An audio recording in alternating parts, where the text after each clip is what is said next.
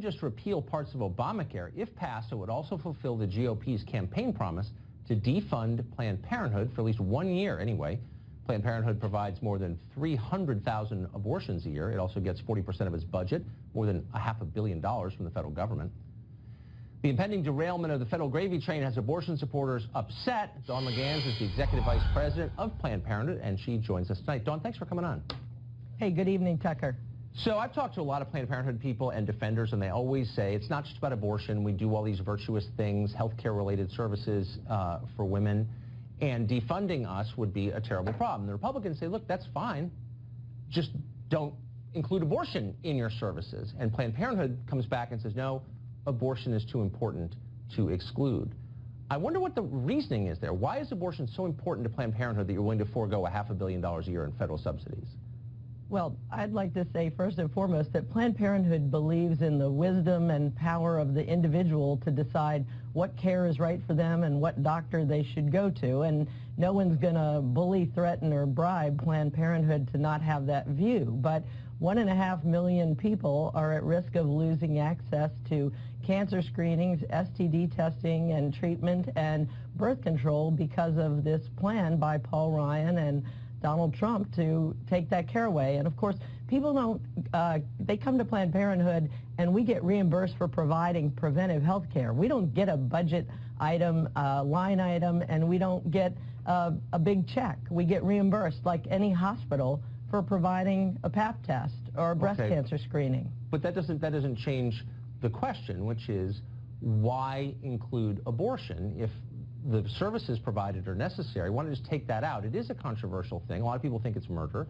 Why not just take that out, and then taxpayers can feel good about subsidizing the rest of your services? Well, again, taxpayers don't pay for abortion services. They help reimburse things like Pap tests and cancer screenings. But women deserve access to the full range of reproductive health care, and that includes safe, legal abortion. And so Planned Parenthood is going to let women make the choices they want to make about their care and go to the doctor they want to go to. Then I've always wondered this, and maybe you can clear it up. So the most common cancer among women in the United States is breast cancer, and the majority of breast cancers are discovered in mammograms, which, while controversial, I think are still widely agreed upon the best screening. I don't think Planned Parenthood offers any mammograms, does it? Well, they don't actually. Most cancers aren't initially discovered in mammograms. They're discovered in breast cancer screenings done by gynecologists all over this country, including those at Planned Parenthood.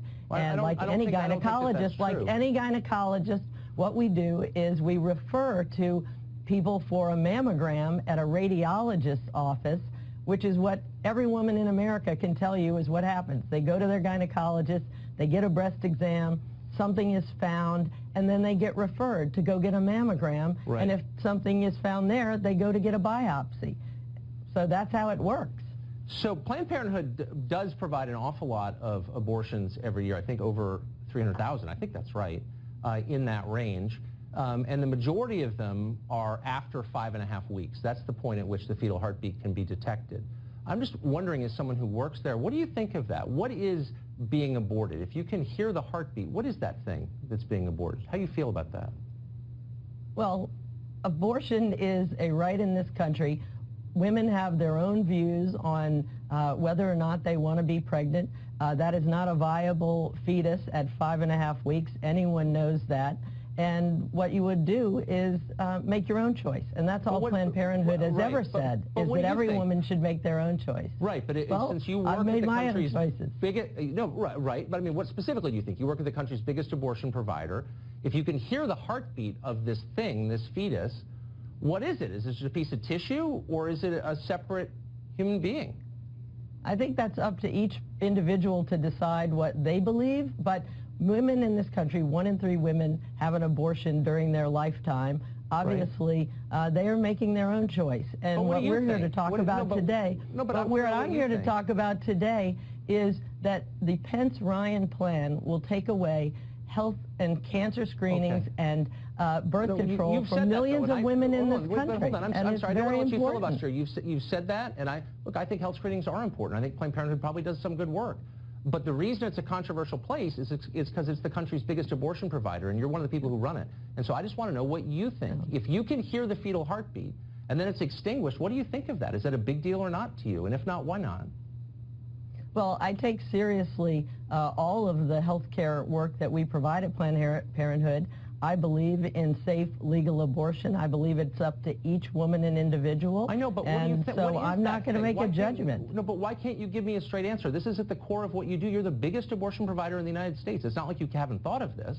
What do you think of that?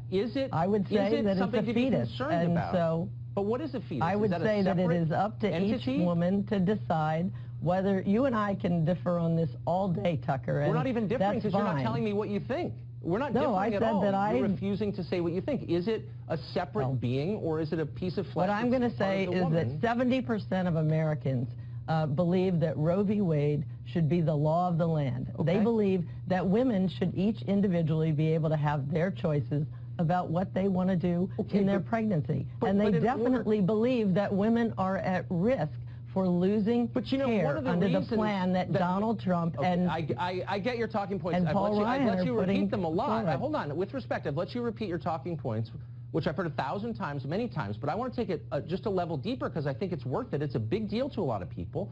And people say, look, this is killing a life. A heart is beating. You can hear it at 5.5 weeks, and the majority of your abortions take place after 5.5 weeks.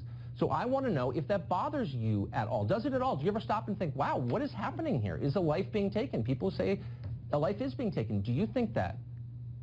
I personally favor safe legal abortion in this country decided on by each individual woman and her doctor to decide for themselves.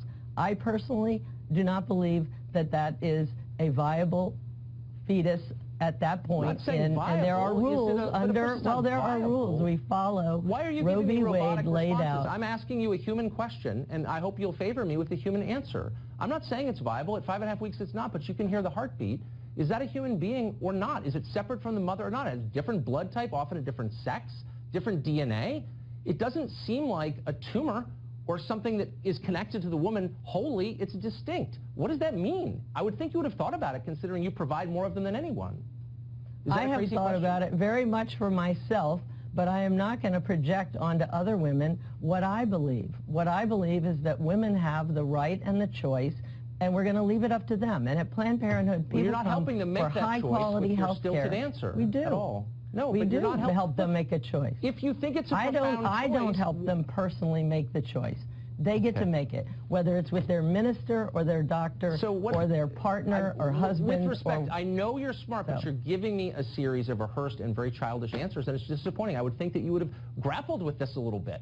Have you? Do you ever grapple with it? Do you think, wow, this is a profound thing? All these protesters outside holding up signs. Do you ever pause and say, what are they doing? It's not just about disempowering women. There's another agenda here.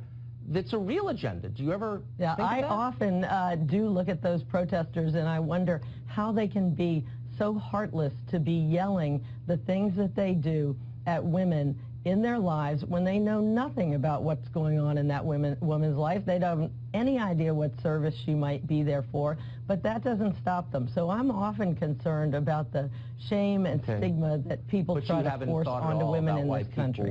But why would they want to do that? Have you ever thought about that, have you? I appreciate it. I do. All right. So that was a uniquely shallow conversation, Dawn, but thanks for joining us anyway.